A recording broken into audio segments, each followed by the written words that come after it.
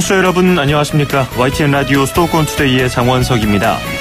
오늘 선정한 주제 태풍 쏠릭입니다. 제19호 태풍 쏠릭이 예상 경로보다 다소 남쪽으로 치우쳐 동쪽으로 이동하면서 서울과 수도권을 관통하지는 않았습니다.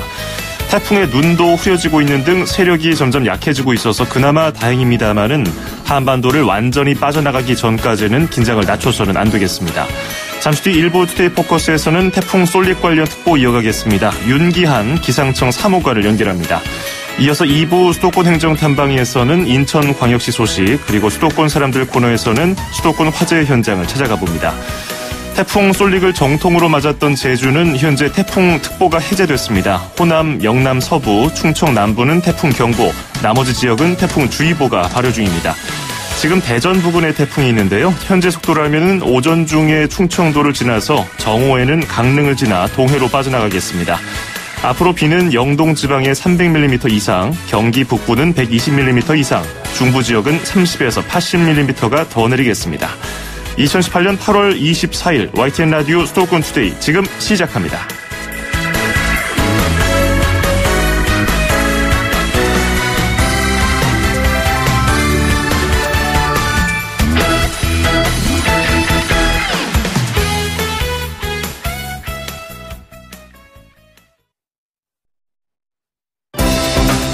수도권과 관련된 소식은 모두 여기 YTN 라디오 수도권 투데이.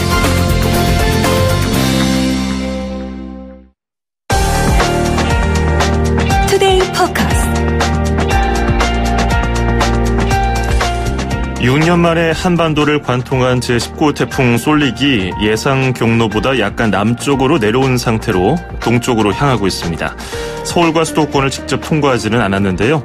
태풍의 이동 속도도 느려졌다 빨라졌다를 반복하지만 태풍의 힘은 조금씩 약해지고 있습니다. 하지만 태풍은 태풍입니다. 우리나라를 완전히 빠져나갈 때까지 영향을 받게 될 강원도 지역은 특히 더 조심해야 할 텐데요. 관련 소식 윤기한 기상청 사무관과 이야기를 나눠보겠습니다. 윤 사무관님 안녕하세요. 예, 안녕하십니까. 기상통무 인가입니다. 예, 굉장히 바쁘신 가운데 연결 고맙습니다. 현재 태풍 쏠릭은 어디에 있습니까? 현재 태풍 쏠릭은 경북 문경 정도에 위치한 걸로 이렇게 파악을 하고 있습니다. 예. 그러면 지금 경북 문경에서 시간대별로 보면 한 정오쯤에는 어디를 지나서 동해로 빠져나갈까요? 일단은 영월이나 정선 정도에 한 10시나 11시경에, 그리고 강릉 부근에 12시 정도로 해서 동해로 빠져나갈 걸로 이렇게 보고 있습니다. 그러면 우리나라가 강원도까지 포함해서 완전히 태풍의 세력에서 벗어나려면은 오후 정도면 될까요? 예, 다른 지역은 12 정오 정도면 충분히 영향권에서 벗어난다고 볼 수는 있지만, 해안가 쪽에서는 아직도 기압 배치가 조금 밀도가 높아서 바람이 강하게 불겠고, 강원도 영동까지 조금 벗어난다고 하면 오늘 오후 늦게나 되면은 완전히 벗어날 걸로 그렇게 예상하고 있습니다. 어쨌든 오늘까지는 계속해서 예의주시해야겠군요. 근데 태풍 이동 속도가요, 어제는 한때 사람이 걷는 수준의 시속 4km 정도였는데 지금은 또 시속 30km가 넘었다는 얘기도 있고요. 이렇게 태풍 이동 속도가 오락가락하고 있는 이유는 뭘까요? 일단은 태풍의 이동 경로를 보면, 예, 알파벳 C자의 역C자처럼 이렇게 북서쪽에서 북서진하다가 북진하다가 다시 북동하는 이런 형태를 띄웁니다. 예. 전체적으로 이렇게 보면, 그때 이제 방향을 틀 때 북서진, 제주도로 오는 것처럼 북서진 오다가 이렇게 북동쪽으로 바뀔 때 이렇게 방향이 바뀌는 점이 있는데요, 지점이. 근데 요때 속도가 느려집니다. 우리가 자동차로 운전할 때 코너를 돌 때 브레이크를 하는 것처럼. 그렇고 이렇게 느려지는 게 좀 다 일반적인 거고요. 예. 근데 이제 4km처럼 급격하게 많이 늘어지는 것은 조금 나중에 분석이 필요한 부분입니다. 그리고 그렇게 전환점을 돈다, 방향이 바뀌는 점을 코너를 돌고 나서 북동진을 할 때는 다시 속도가 늘어나는, 거꾸로 이번에는 속도가 증가하는 이런 유사한 패턴을 보이고 있습니다. 보이는 겁니다. 일단 태풍은. 그 일반적인 상식으로 봤을 때 보통 바다를 지날 때 수증기 같은 것이 더해져서 태풍 세기가 더 강해진다고 알려져 있지 않습니까? 근데 네. 내륙을 지나면서도 속도가 오락가락하니까 그 부분은 참 궁금했고, 이 부분은 나중에 또 연구가 필요하다고 방금 사무관님도 말씀하셨고요. 근데 태풍 이동 속도하고요, 태풍 세기하고는 관계가 없습니까? 일단은 바다에 있을 때는 태풍의 이동 속도가 느리면 특히나 따뜻한 바다 있을 때는 수증기를 계속해서 유입하는 빨아들이는 시간이 길기 때문에 태풍이 발달하는 경우가 되게 많습니다. 근데 이제 그때는 태풍량에서 천천히 늘 때는 굉장히 조금 많이 발달하는 경향이 있고요.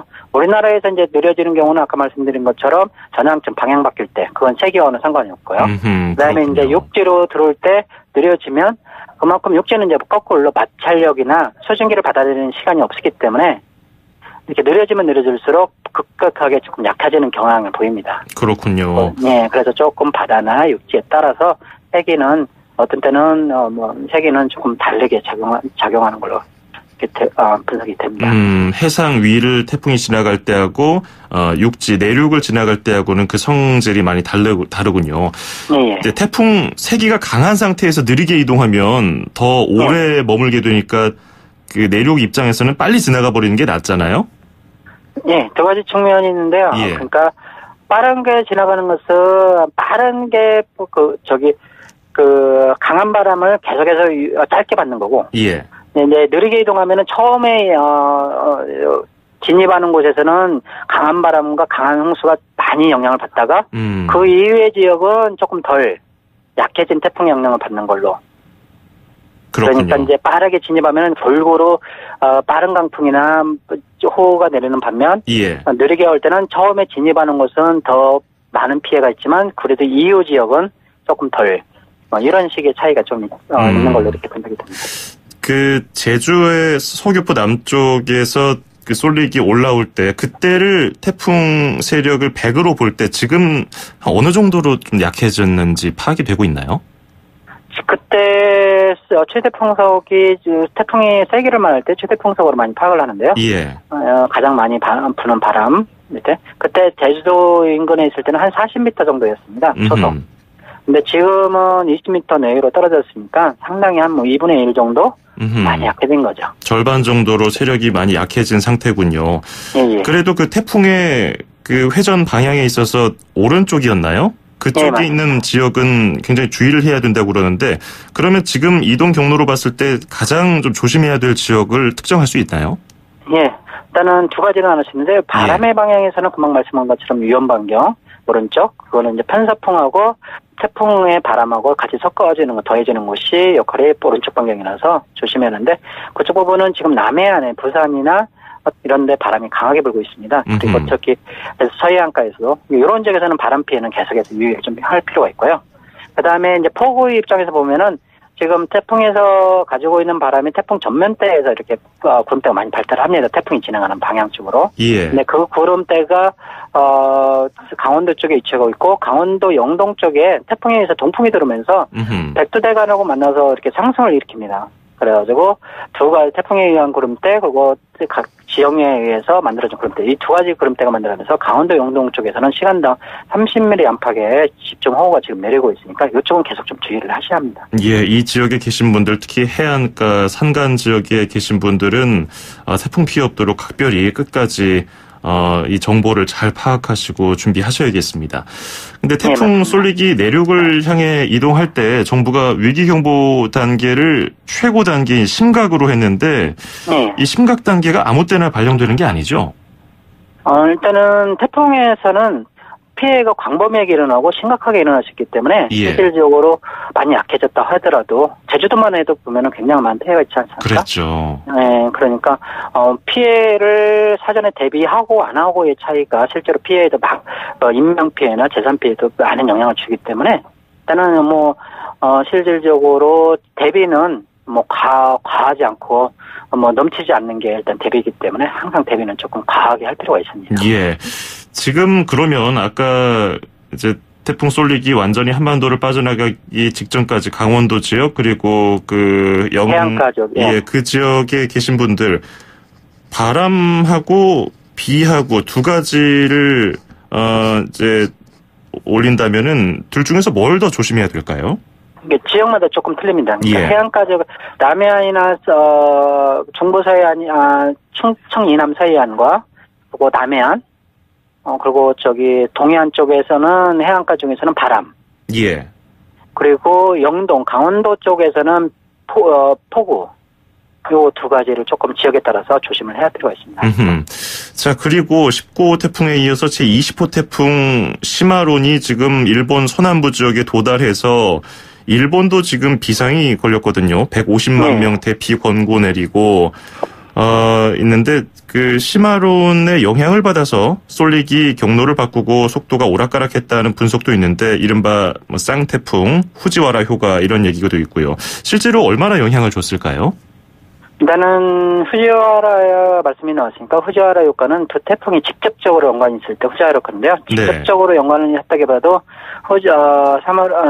사마론이 20호 태풍이 올라올 때 우리나라 부근에 있던 북태평양 고기압을 약간 수축시키는 역할을 했던 걸로 이렇게 저희가 분석을 하고 있습니다. 그럼에 따라서 북태평양 고기압이 약간 동쪽으로 수축함에 따라서 동쪽으로 태풍이 지금 19호 태풍이 쏠릭이 동쪽으로 더 꺾어지는 역할을 하지 않았나 이렇게 저희가 분석을 하고 있습니다. 예. 그래서 직접적인 연관이 아니라 이제 간접적으로 북태평양 고기압에 영향을 주면서 영향을 받은 걸로 해서 상호작용으로 조금 더 꺾이지 않았나 이렇게 판단을 하고 있습니다. 그 후지와라 효과의 유형을 보니까 더 강한 태풍이 약한 태풍을 흡수하기도 하고 합쳐져서 더 커지기도 하던데 지금 쏠릭하고 시마론의 절대적인 수치만 비교한다면은 어떤 태풍이 더 센가요?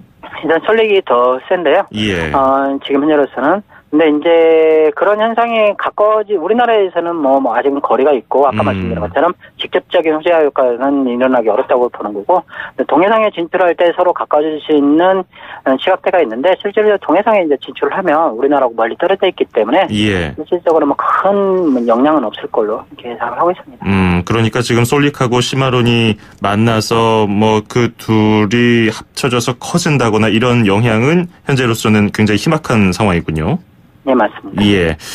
그 시마론은 지금 이동 경로가 어떻게 되고 있나요? 일본 열도를 거의 또 그 남서부 지역을 관통하더라고요. 네, 일본 열도를 관통을 해서 동해상으로 빠져가지고 지금 현재는 동해상으로 빠져 있는 상태이고 동해상에서 북해도 쪽으로 이렇게 빠질 걸로 그렇게 예상을 하고 있습니다. 그러면서 약화되는 걸로. 예. 일본도 지금 굉장한 위기 상황이기 때문에 철저히 대비를 하고 있을 텐데 지금 포털 사이트를 보면요. 상위권에 뭐 태풍 제비, 21호 태풍 이런 키워드가 쭉 올라가 있어요. 그래서 많은 분들이 이 다음 태풍을 궁금해하고 또 걱정하시는 게 아닌가 하는 또 방증이 이렇게 나타나는 건데 아직 다음 태풍에 대한 공식적인 뭐 발달 이런 건 없나요? 네, 현재로서는 일단은 그 태풍으로 일어나기 전에 열대저압부라는 것이 일단 태풍보다는 바람은 훨씬 약하고 원형 운동을 이루는 그런 게 있는데 아직은 그게 일단은 대만 근처에 산하는 있는데 그게 태풍으로 발달할지는 조금 더 지켜보고 발달하지 않을 가능성이 더 크긴 한데 좀 더 지켜보고 있습니다. 그래서 발달 여부를. 예. 그러니까 지금 뭐 인터넷상에서 유언비어가 굉장히 많더라고요. 그래서 21호 태풍이 뭐 이미 발달했다, 뭐 발표를 왜 안 하고 있냐 하는데 아직은 지금 태풍 단계의 세계까지는 아직 오지 않은 걸로 이렇게 판단하고 있습니다. 그렇군요. 그러면 이제 8월도 다 지나갔고 앞으로 가을 9월까지도 태풍이 오잖아요. 네, 맞습니다. 앞으로 어느 정도나 더 태풍이 만들어져서 한반도에 영향을 줄 것으로 예측을 하고 계시는지요? 일단은 태풍의 진로는 굉장히 변수가 많기 때문에 저희가 통계적으로 많이 예측을 합니다. 실질적으로 그래서 산하 정도는 더 영향을 주지 않을까 이렇게 조심스럽게 저희가 판단을 하고 있습니다. 올해가 평년에 비해서 태풍 수가 절대적인 수치만 봤을 때 많은 건가요? 일단은 현재까지 발생한 수로 봐서는 조금 많은 편이고요. 지금 20호가 발생했기 때문에 보통 한 25개 정도나 해서 연 평균 태평양에서 발달한 게 한 25개 정도 되거든요. 그러니까 지금까지 뭐 10개, 20개가 만들어졌다고 하면 조금 많은 편에 속하고 있습니다. 그리고 그 여름이 끝날 즈음에 태풍이 오게 되면은 막바지 가을 오기 직전에 태풍 끝난 다음에 폭염이 또 기승을 부리잖아요. 이번엔 어떨까요? 일단은 태풍이 빠져나온 다음에 맑은 날씨가 딱 지속이 되고 완전히 고기압이 우리나라에 위치를 해야 하는데 아직은 그런 시그널보다는 조금 어느 쪽이 확실히 우리나라에 영향을 준다 이게는 뚜렷하게 나타나지 않아서 그렇게 뭐 30도에서 뭐 30도 조금 넘는 더위는 있을 걸로 예상하지만 예전 것처럼 35도 더위 거기는 조금 힘들지 않을까 이렇게 보고 있습니다. 그러면은 역대 최악의 폭염의 기세를 어느 정도 좀 밀어냈다고 볼 수 있는 건가요? 네, 그렇게 보셔도 뭐 큰 무리는 없지 않을까. 일단은 이전에 우리가 겪었던 큰 폭염 정도는 조금 밀어내지 않았을까 이렇게 판단하고 있습니다. 예, 알겠습니다. 조금 더 고생 많이 해주시고요. 오늘 설명 잘 들었습니다. 고맙습니다. 예, 감사합니다. 네, 지금까지 윤기한 기상청 사무관이었습니다.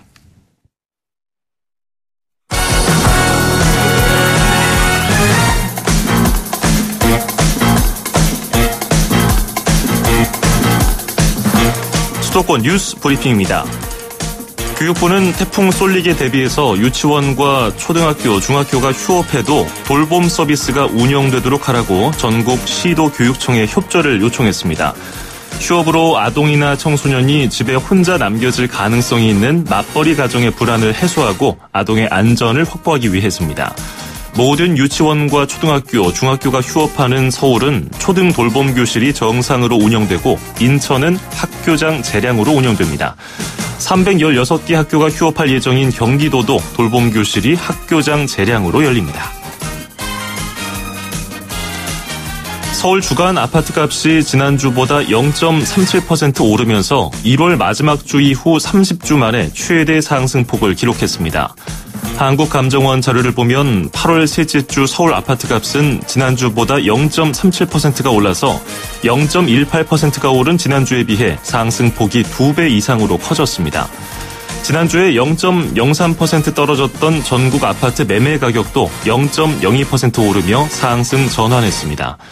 서울 매매 현황을 지역별로 보면 뉴타운과 지하철 연장 등 개발 호재가 있는 동작구가 0.8%, 강동구는 0.66%가 올랐고 통합개발 계획이 거론된 영등포구가 0.51%, 용산구는 0.45%가 올라서 전체 집값을 끌어올렸습니다. 정부가 서울 지역 부동산 과열 현상에 대해서 투기 지역 등을 추가로 지정하는 방안을 검토하고 있습니다. 정부는 어제 경제 간담회를 갖고 우선 투기 지역과 투기 과열지구, 조정 대상 지역 등의 추가 지정을 검토해서 투기 수요를 적극적으로 차단하기로 했습니다. 현재 서울은 이미 전 지역이 청약 조정지역, 투기 과열지구로 묶여있고 이 가운데 강남권을 비롯한 마포, 용산, 성동 등 11개 구는 투기 지역으로 지정돼 있습니다. 최근 집값 상승세가 두드러진 여의도, 용산, 강남권은 이미 투기 지역으로 묶여있는 만큼 나머지 14개 구 가운데 일부가 투기 지역으로 추가 지정될 전망입니다. 정부는 부동산 거래 관련 편법 증여, 탈세 행위에 대해서 조사를 확대하고 LTV와 DTI 규제 준수 여부, 편법 신용대출에 대한 집중 점검을 강화하기로 했습니다. 경기도가 부동산 시장을 교란시키는 일부 부동산 중개업소의 인터넷상 부동산 허위 매물 뿌리 뽑기에 나섰습니다. 경기도는 이를 위해서 이달부터 인터넷 부동산 허위 매물 확인 검증 기구로부터 매월 도내 허위 매물 광고를 게재하는 중개사무소에 대한 명단 등을 넘겨받아서 특별 관리하고 공인중개사법 위반 여부에 대한 집중적인 단속을 할 계획입니다. 경기도는 지난달 국토교통부에 인터넷 부동산 허위 광고에 대한 처벌을 강화하기 위한 공인중개사법 개정도 건의했습니다. 경기도는 공인중개사법에 인터넷 정보매체 등의 거짓이나 과장된 표시와 광고를 하면 안 된다는 조항을 신설하고 이를 위반할 경우 업무 정지 또는 벌금을 부과할 수 있도록 할 것을 국토부에 요구하고 있습니다. 9명이 숨진 인천 남동공단 화재 당시에 공장 내부에 인화성 물질이 있었던 것으로 드러났습니다. 인천소방본부 관계자는 어제 인천길병원에서 유족들을 만나 조사실과 검사실에서 알코올을 비롯한 인화성 물질 170리터가량이 보관돼 있었다고 밝혔습니다. 위험물 취급 준수 허가량인 2,000리터를 넘지 않아서 법적으로는 문제가 없지만 화재에 영향을 끼쳤는지는 아직 판단할 수 없다고 말한 것으로 전해졌습니다.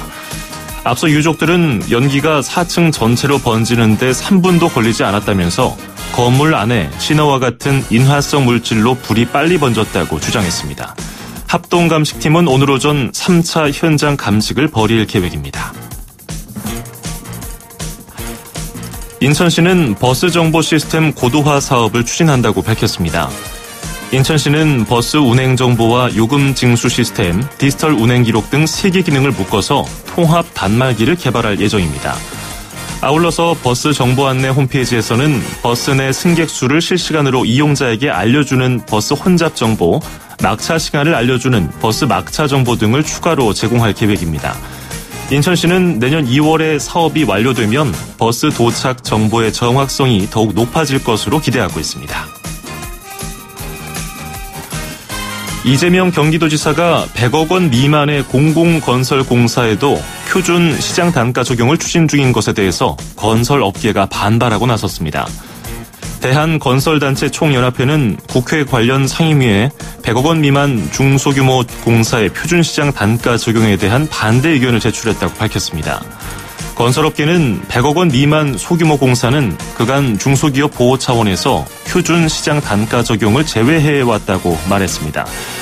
대한건설단체 총연합회는 100억 원 미만까지 적용을 확대한다면 지역 중소건설사들이 고사할 것으로 우려되는 만큼 경기도의 표준 시장 단가 확대 적용을 철회해달라고 말했습니다. 지금까지 수도권 뉴스 브리핑이었습니다.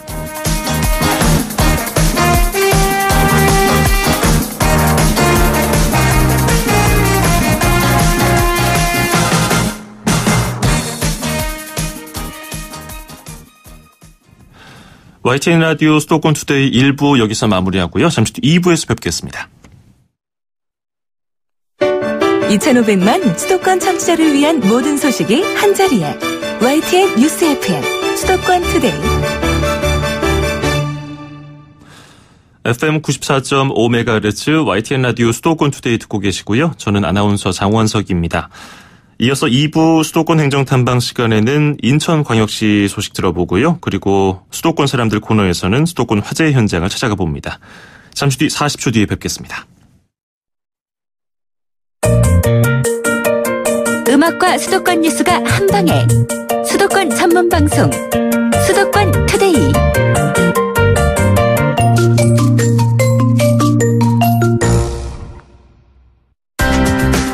서울, 경기, 인천 찍고! 수도권 정보의 핵심이 바로 여기에 수도권 행정탐방. 수도권 행정탐방 금요일 소식 인천광역시로 떠나보겠습니다. 김황배 인천시 방송보도팀 주무관 연결하겠습니다. 이제 태풍 때문에 많은 지자체에서 대비를 하고 있었는데요. 다행히 인천하고 서울 수도권 지역에 직접적인 영향은 주지 않아서 아마 그 인천 해안 지역에 내려졌던 그런 비상 조치들도 뭐 아까 그 기상청 주무관이 말했다시피 대비는 뭐 과해도 뭐 과한 만큼 또 좋은 거니까요. 자, 연결됐다고 합니다. 계속 불러보죠. 김황배 주무관님 안녕하세요. 예, 안녕하십니까. 네. 인천은 어떤 조치를 했었습니까? 예, 피해 예방 관련된 조치를 좀 말씀드릴게요. 예. 인천에는 지금 현재 태풍이 직접적인 영향을 미친 건 아닌데요. 이렇게 태풍이 상륙했던 거는 2012년 볼라벤 이후 6년 만에 처음입니다. 네. 인천시는 우선 상황 관리를 위해서 지난 21일 지역재난안전대책본부를 가동해서 선제적으로 상황관리 체계를 구축을 했습니다. 네, 주무관이 태풍 때문에 바쁘셔가지고 이리저리 뛰어다니시다가 숨 좀 돌리시고 말씀해 주시죠. 네네. 예. 무엇보다 인명피해 예방이 우선인데요.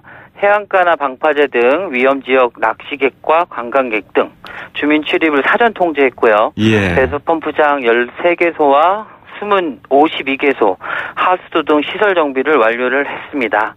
또 재우려지역 40개소와 경보시설 292개소를 전수 점검했고요. 공사장 낙하물 안전조치, 그리고 여름철 폭염 방지를 위해 설치했던 그늘막 등이 한 362개소를 결박 조치하고 강풍에 대한 피해가 없도록 조치를 했습니다. 취약시설에 대한 시설물 피해 예방을 위해서도 선박 1817척과 야영장 41개소에 대한 예찰 활동, 그리고 안전지대로의 대피를 조치했고요. 저지대와 반지하 주택 2000세대의 역류 밸브와 차스막 등 침수 방지 시설을 설치를 했습니다. 인천은 해안가도 있고 또 물류를 실어 나르는 장치들도 많기 때문에 그런 대형 시설물은 또 덩치가 큰 만큼 바람을 맞는 부위가 많아서 네네. 또 대비를 철저히 해야 했을 텐데 이런 또 철저한 준비를 해 주셨었군요. 네네. 지금 인천에 영향을 미칠 정도는 아닌데 지금 상황은 어떻죠? 예, 태풍 솔릭은 소형급으로 지금 약화된 상태로 현재 시속 31km의 속도로 수도권 저희 인천하고도 가장 인접해서 지나고 있다고 전해지고 있는데요. 네. 인천 지역도 현재까지 태풍주의보가 내려진 상태입니다. 그래서 태풍 중심부의 최대 풍속이 초속 24m 내외를 유지하고 있는 만큼 아직 안심하기에는 이른 상황이라고 판단이 되고요. 피해 상황은 다행스럽게도 현재까지 발생은 하지 않았습니다. 그래서 만약의 사태를 대비해서 저희는 인천시는 23일 비상 2단계 발령을 했고 그리고 24시간 비상 근무 체계를 이어오고 있습니다. 예, 지금이 수도권하고 가장 가까운 그 지점에 태풍이 있는 것으로 알려져 있는데 지역에 따라서 또 바다라든지 산가는 또 조심해야 되거든요. 아무리 영향권에서 벗어나 있다고 하더라도 간접적인 영향을 받는다면요. 그 청취자분들을 위해서 당부 말씀해 주신다면요. 네. 먼저 태풍 경로가 시시각각 변하고 있어서 변화 양상을 실시간으로 확인하며 대비하는 것이 중요할 것 같습니다. 우선 외출을 좀 자제해 주시고요. TV나 라디오 등을 통해 기상 정보를 청취하셔서 내가 있는 이 인천 지역의 상황을 계속 관찰해 주셨으면 하고요. 건물의 출입문과 창문은 닫아서 파손되지 않도록 하고 실내에서는 창문이나 유리문에서 되도록 떨어져서 있으셨으면 합니다. 그리고 또 해안가와 상습 침수 지역, 산간, 계곡 등 위험 지역에 있거나 대피 권고를 받을 경우 즉시 안전한 지역으로 대피하시기 바랍니다. 태풍이 지난 후에도 붕괴와 감전의 위험이 있으니 공사장과 전선 근처 등 위험 지역엔 가지 않으셨으면 좋겠습니다. 네, 아무리 그 태풍이 수도권 지역을 관통하지 않는다 하더라도 방심해서는 안 되겠습니다. 네네네. 자, 인천시 소식을 본격적으로 전해드리죠. 전국 지자체에서 각각 민선 7기 출범과 함께 새 출발, 또 재도약 의지를 담은 슬로건을 정하고 있는데 네네. 인천시가 이 슬로건을 인천시가 그냥 정하는 게 아니고 공모를 하네요. 왜 이렇게 추진하고 있습니까? 네, 인천시는 민선 7기 시정 방향과 미래 비전의 내용을 담은 인천을 대표할 수 있는 슬로건을 8월 22일부터 9월 7일까지 17일간 공모를 진행하는데요. 네. 특히 이번 공모전은 시민 공모를 하더라도 최종 슬로건은 내부에서 선정하는 다른 지자체들과 다르게 응모부터 선정까지 시민의 손에서 맡긴다는 계획입니다. 시의 이러한 의지는 독단적인 결정이 아니라 시민에게 묻고 지혜를 모으는 소통 행정의 일환으로 보시면 좋을 것 같습니다. 네, 그 슬로건만 보더라도 그 단체장이 그리고 그 지역이 어떤 방향으로 그 시정을 끌고 갈지 다 담겨 있는 거잖아요. 네네. 공모전 결과에 따라서 이런 정보도 예측할 수 있을 것 같은데 이번 공모전 절차하고요. 응모 방법도 알려주실까요? 네. 이번 공모전은 평화와 상생 그리고 시민 이런 키워드를 가지고 인천시 민선 7기 주요 정책 방향과 관련한 15자 내외의 문구로 우리나라 국민이라면 누구나 참여할 수 있습니다. 1차적으로 전문가로 구성된 심사위원회 심사를 통해서 30건을 선정하고요. 이어 시민 선호도 조사 그리고 현장 투표 등의 과정을 거쳐 최종 후보 3건을 선발해서 온라인 투표와 현장 발표 등을 진행해서 최종 슬로건을 선정하게 될 겁니다. 우수작을 대상으로는 시상금도 주어지는데요. 당선작인 금상은 100만 원, 은상 50만 원, 동상 30만 원과 노력상 27분에게는 3만 원 상당의 쿠폰이 지급이 됩니다. 네. 응모는 인천광역시 홈페이지를 통해서 하시면 쉽게 하실 수 있습니다. 인천시 홈페이지의 참여 카테고리에서 공모전을 클릭하셔서 자세한 내용 확인 후 참여하시면 감사하겠습니다. 인천 시민 여러분들의 많은 참여를 부탁드리겠습니다. 근데 인천 시민이 아니라도 참여할 수 있나 봐요? 네네, 누구나 참여할 수 있습니다. 그러면 서울 시민인 저도 한번 해서 노력상이라도 한번 받아보려도록 노력해보죠. 네, 네네. 오늘 말씀 잘 들었습니다. 고맙습니다. 네, 감사합니다. 네, 지금까지 김황배 인천시 방송보도팀 주무관이었습니다.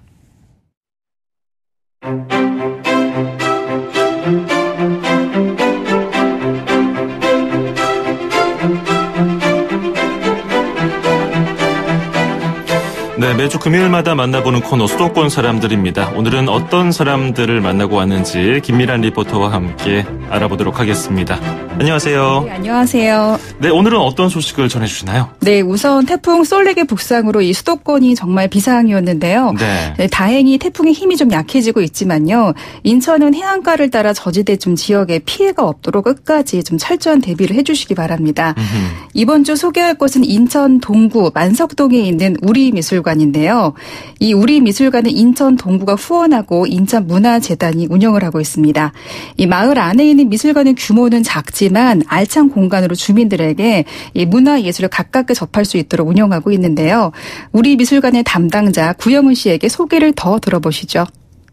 작은미술관 사업 취지 자체가 한국문화예술위원회가 본 사업을 계획했을 때 문화 소외 지역의 시각문화예술을 확산시키기 위해서 계획을 했는데요. 가장 인천에서 문화 환경이 열악한 곳이기도 해서 이곳의 주민들이 더 많은 문화예술에 대한 혜택과 경험을 했으면 좋겠다 해서 집들이 이렇게 밀집해 있는 주택가 안에 있는 공간을 미술관으로 바꾼 거예요. 그래서 우리 미술관 레지던시에 머물면서 입주 작가가 지역을 더 연구를 하고 지역 주민과 네트워크도 만들어가면서 지역의 이야기를 담아서 전시 작품을 준비하게 된 거죠.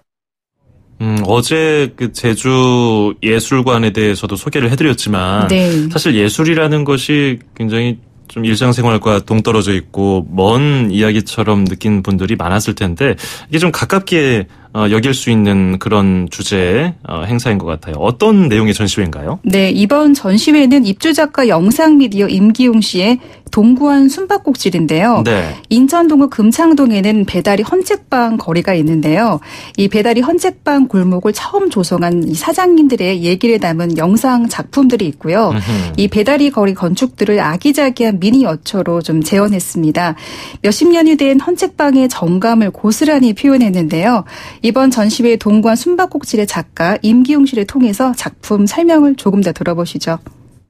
동구안 숨바꼭질 작가 임기웅이라고 합니다. 동구안에서 숨바꼭질을 하며 노는 뭔가 찾아가는 숨어져 있는 것들 그런 의미하고 구 명칭 자체가 행정지명이기도 해서 배다리 헌책방거리를 미니어처로 표현을 했어요. 7, 80년대 책방이 많이 형성되면서 엄청나게 이제 화랑이 되었다고 해요. 그때 당시 20곳이 넘었는데 지금 대여섯 곳밖에 안 남아가지고 이렇게 빨리 만들어야겠다라는 생각이 들어가지고 미니어처만 한 게 아니라 인터뷰도 하고 영상으로도 기록하고 다양하게 그 작업을 했어요.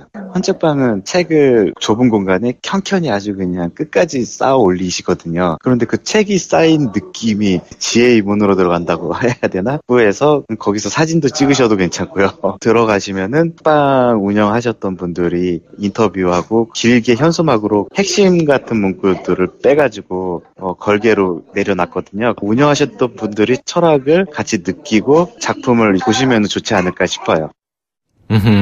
동구밭 과수원길이라는 노래도 생각이 나고 네. 인천 헌책방 골목을 재현했다고 했는데 헌책방 골목은 언제부터 생긴 건가요? 네, 이곳은 이 동인천역 금창동 헌책방 거리인데요. 네. 1950년대부터 장터와 책방들이 생겼는데요. 예, 그때는 헌책방이 고물업으로 경찰들이 관리했다고 해요. 70년대부터 주변에 학교가 생기고 학생들이 폭발적으로 늘어나면서 이 배다리 헌책방 거리가 번성했고요. 한창 때는 이곳에 20곳 이상의 책방들이 있었는데 이제 세월이 흐르면서 책방들이 점점 사라지고 지금은 5곳 정도가 남아 있습니다. 이 드라마 도깨비 아시죠? 네네. 네, 한미서점이라고 드라마 촬영지가 되면서 이곳이 다시 유명해졌는데요. 이 배다리 헌책방 거리가 사람들에게 주목을 받고 좀 관광 명소로 찾는 발길들이 다시 늘어나고 있습니다. 다른 뭐 제과점도 그렇고 뭐 빵집도 그렇고 일반 골목 그 가게도 그렇고요. 네. 책방도 마찬가지로 다 이게 좀 대형화되고 프랜차이즈화되다 보니까 사라지고 있는데 헌책방도 비슷한가요? 네, 맞습니다. 좀 이 책방이 장사가 잘 돼야 유지할 수 있는데 점점 헌책방을 좀 찾는 사람들이 줄고 있기 때문인데요. 네. 아무래도 영리 목적의 가게 운영이 어려워지면서 사라지고 있는데요. 얼마 전에도 책방 한 곳이 문을 닫았다고 해요. 지금 남아있는 책방은 대부분 1세대가 계속 운영하고 계시고요. 하지만 이곳은 단순히 책을 사고 파는 개념이 작품이 아닌 깊은 인생 이야기들이 담겨 있는데요. 임기웅 작가 영상 미디어 속에 담긴 아베 서점 사장님의 책방 이야기를 잠시 들어보시죠. 우리나라는요, 고물업이 성행했어요. 그럴 수밖에 없는 게, 고물업이라는 것은 쓰고 나온 거잖아요. 50년대는 그 제조업이 왕성하지 못했어요. 시국사범 같은 이런 책을 팔면은 걸려들었고, 지식인들이 다 일본어를 알았단 말이죠. 그래서 이 문해춘추는 아직 검열 대상이 1호였어요. 그게 한 권이라도 있으면 벌금이 30만 원이었어요. 그리고 뭐가 들어가냐? 정과가 들어가. 처음 시작할 때 1년 동안을 고물상을 다녀요. 그럼 책을 만지면서 굉장히 황홀해요.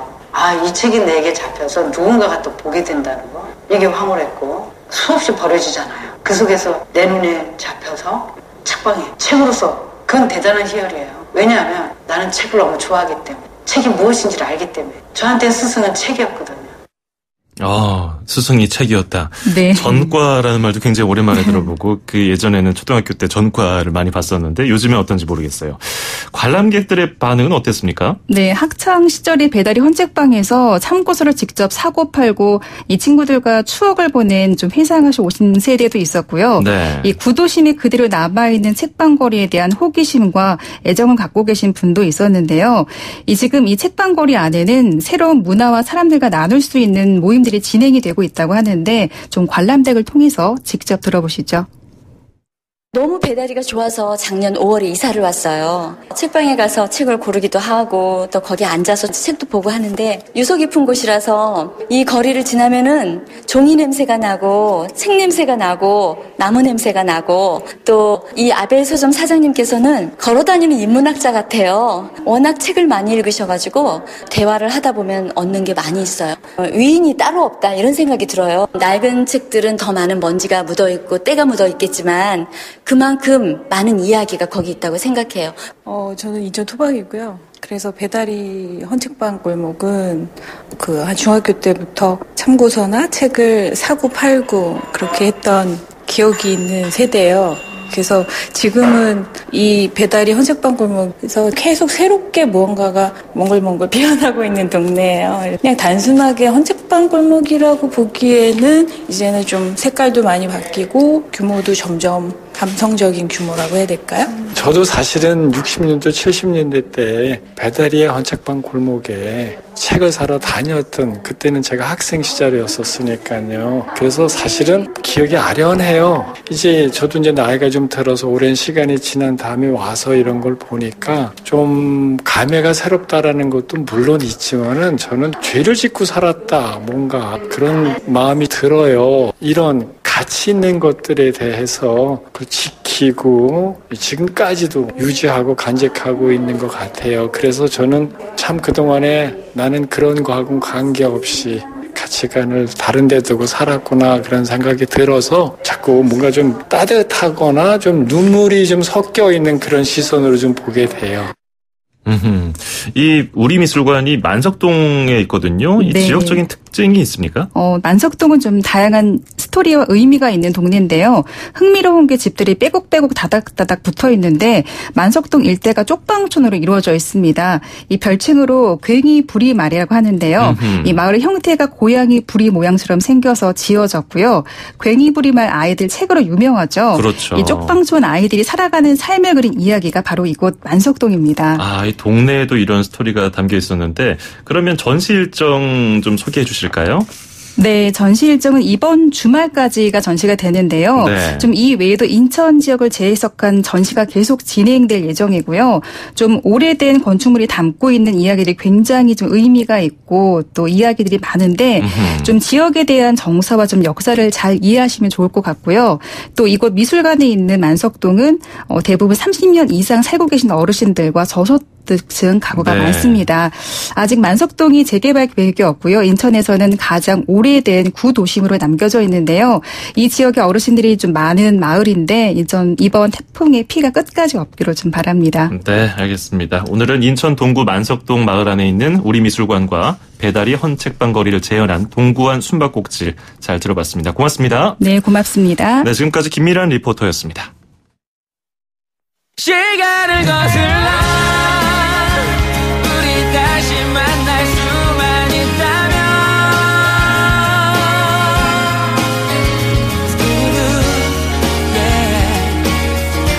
네, 8월 24일 YTN 라디오 수도권 투데이는 여기서 마무리합니다. 주말 안전하고 편하게 보내시고요. 저는 원모 찬스의 시간을 거슬러 띄워드리면서 인사드립니다. 월요일 아침 9시 10분에 뵙죠. 아나운서 장원석이었습니다. 고맙습니다. 그만 손을 놓쳐버린 너 시계바늘처럼 멀어져만